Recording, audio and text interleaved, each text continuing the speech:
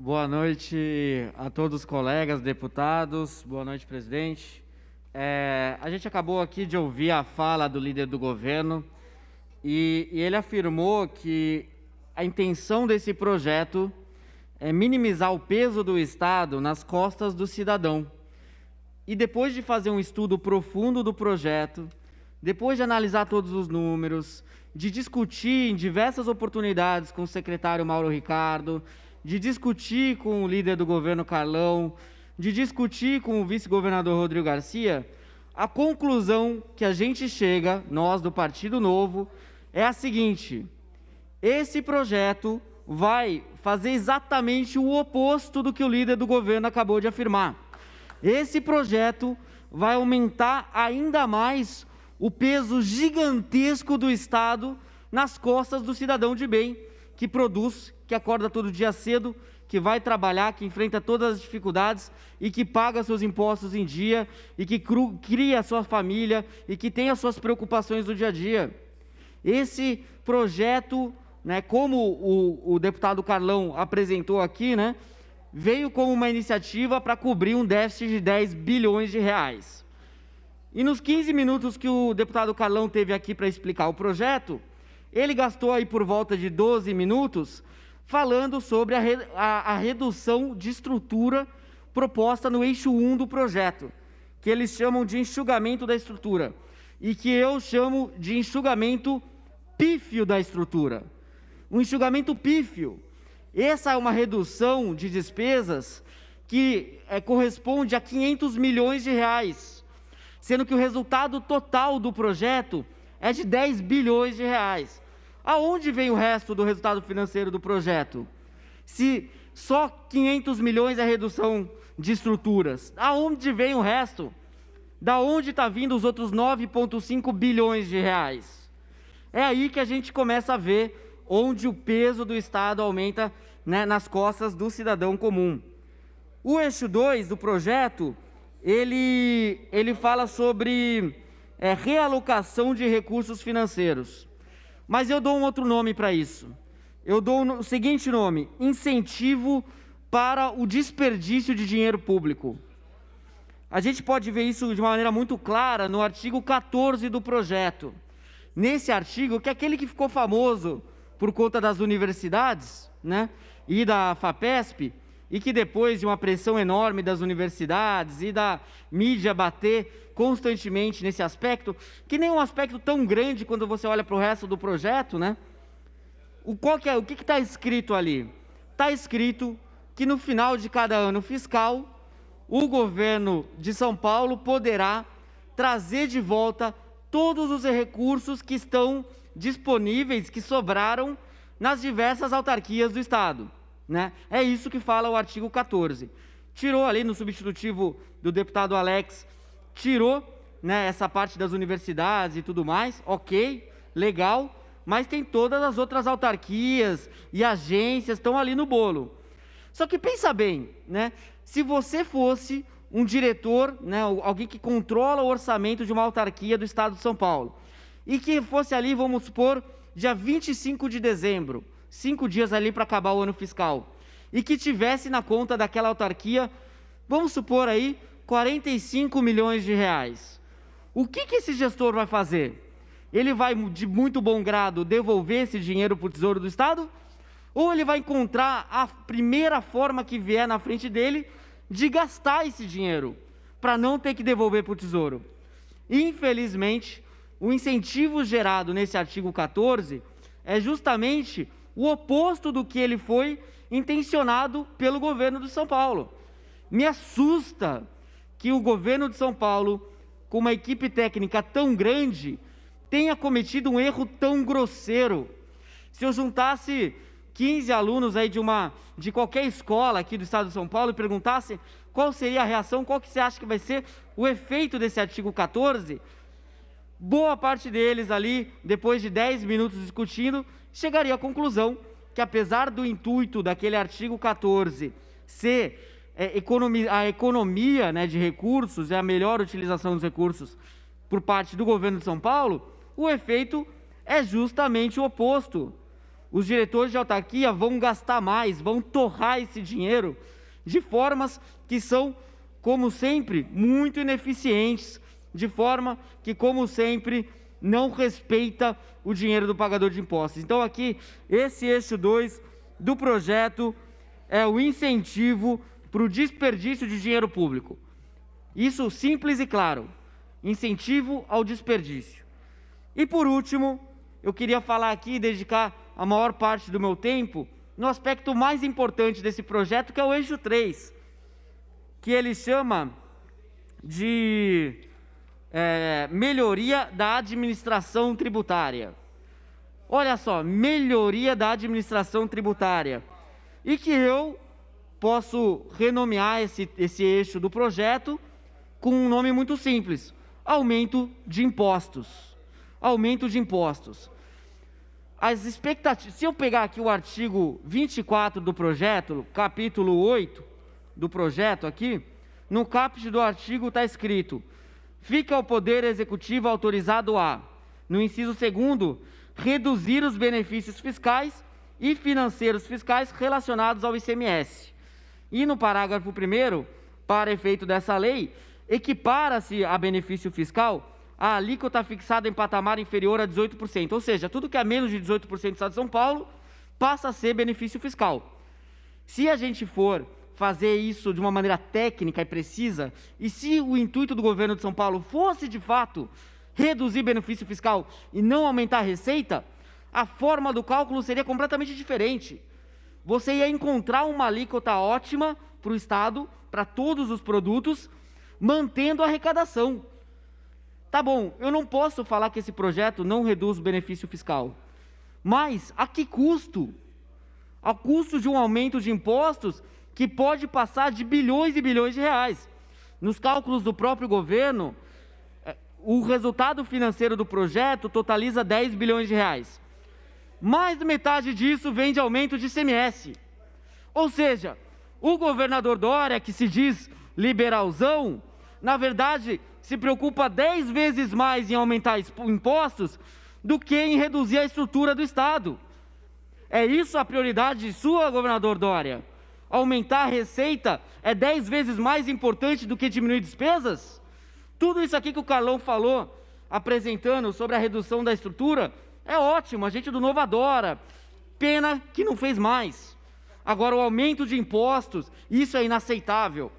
E pior, todos os deputados aqui que estão presentes vão concordar comigo, independentemente do voto, que o poder legislativo a nível estadual, tem competência muito limitada. Não é mesmo, deputado Carlão Pignatário? O legislativo estadual tem competência limitada no Brasil, né? A gente sempre luta para que o legislativo tenha mais poder para legislar sobre diversos temas, porque as realidades dos estados são diferentes. E aí, o que acontece, deputado Ed Thomas? O que acontece? Esse artigo aqui, 24, ele é um cheque em branco para que o Poder Executivo determine as alíquotas dos impostos de diversos produtos no Estado de São Paulo. A gente não está falando aqui de coisas muito complexas, de produtos assim, que são só acessíveis para poucas pessoas. Não. A gente está falando aqui de medicamento genérico, a gente está falando aqui de itens básicos na cesta básica, a gente está falando de itens de diversas formas e que a população usa todos os dias. Então, deputado Carlão, isso daqui, em primeiro lugar, é inconstitucional, porque fere o princípio da legalidade tributária. Essa Assembleia Legislativa está autorizando o governo de São Paulo a, via decreto, determinar alíquotas de produtos. A gente reclama tanto da nossa limitação de competência legislativa e agora a gente dá uma carta branca para um dos aspectos mais importantes que nós, deputados, temos para o Estado de São Paulo e para a população paulista. Isso daqui é uma vergonha, isso daqui é inaceitável. Os deputados que votarem sim para esse projeto nunca mais vão poder reclamar que os deputados estaduais legislam pouco. Nunca mais vão poder reclamar que o legislativo a nível estadual no Brasil tem competência limitada, porque eles aceitaram isso, e eles aceitaram que o governador de São Paulo esvaziasse a sua responsabilidade. Nós, deputados estaduais, infelizmente, estamos nos tornando cada vez mais desnecessários. Essa Assembleia Legislativa se torna menor, ela se torna algo que é indiferente para a população. A maior parte das pessoas nem sabe que esse prédio aqui é uma Assembleia Legislativa. A maior parte das pessoas nem sabe o que a gente está fazendo aqui. E passa dia e entra dia, e a gente aceita com facilidade nos tornarmos cada vez mais irrelevantes. É isso que o governador de São Paulo está propondo a fórceps, está propondo com aquela força dura do governo de São Paulo. Deputado Daniel. Eu já te dou uma parte para concluir aqui o meu raciocínio. Então, é muito importante esse ponto, caros amigos deputados, porque esse projeto, nesse artigo 24, esvazia uma das principais competências de um deputado estadual. Isso daqui é uma vergonha, inconstitucional, como eu disse, fere o princípio da legalidade tributária e, mais uma vez, mostra o quanto que a gente está indo na direção oposta daquilo que a gente deveria. Por último, eu gostaria de falar sobre algo que eu estava assistindo uma vez, esses últimos dias, um tal de um jornal que termina com aqueles nomes news, né? Termina com news. E eles falaram, olha, o governo de São Paulo tem essa proposta de reforma administrativa, que não é uma reforma administrativa, me mostra aqui o que está sendo reformado. Não tem reforma nesse projeto. Mas vamos lá, tudo bem, deixa passar, foi o apelido, o Dória é bom nessa coisa do marketing, né? Então, tudo bem, mérito dele, a imprensa engoliu, vamos para frente. E aí, na notícia, o jornalista fala assim, olha só, e aí o governo de São Paulo prevê a redução de benefícios fiscais de 20%. Onde está escrito nesse projeto que é redução de benefício fiscal de 20%? Se o governo quiser, ele pega um produto aqui, ovo, que tem alíquota de, 7%, e aumenta para 18% e dane-se. E o que a gente está aprovando aqui... Dá uma parte, deputado. Eu já termino aqui meu raciocínio, deputado. O que a gente está aprovando aqui é uma autorização, né, e confiando no que o governo disse. A gente já é maduro o suficiente, até eu que cheguei aqui ontem, né, e o pessoal até brinca que sou estagiário da casa aqui e tudo mais, até eu já entendi que a gente não pode confiar naquilo que os governantes falam. Até eu já aprendi que a gente não pode, né, aceitar que uma ideia, que um programa temporário de um governo, né, não vá se tornar permanente. O Brasil está do jeito que está hoje por conta disso. Qualquer reforma fiscal de fato liberal, olha, tem 3 prioridades: reduzir despesas e reduzir despesas. E o que o governo de São Paulo está fazendo é aumentar impostos, aumentar impostos, aumentar impostos, aumentar impostos, aumentar impostos, aumentar impostos, aumentar impostos, aumentar impostos, aumentar impostos. O senhor vai me dar uma parte ou não, deputado? Senão e não tem reduzir problema. Despesas lá para a 11ª prioridade. É uma pena isso que está acontecendo, uma pena que a imprensa ainda não entendeu que não tem nada de 20%. E por último, queria aproveitar só esse meu 1 minuto, essa minha única oportunidade que eu tenho aqui de falar, deputado Carlão, peço desculpas por não te dar essa parte, mas para concluir um ponto muito importante. Nessa mesma notícia desse canal de notícias aí, que termina com news, né? Falou, o projeto precisa ser aprovado agora, porque o governo precisa de 90 dias para sancionar o projeto. Eu falei, opa, peraí, que história é essa? 90 dias para sancionar o projeto? Alguém aqui já viu isso? Se a gente votar amanhã e infelizmente o projeto for aprovado, na quinta-feira está no Palácio, assinado, sancionado, sexta-feira já era oficial, já está valendo. Já pode extinguir os institutos, fundações e por aí vai. Agora, o que acontece?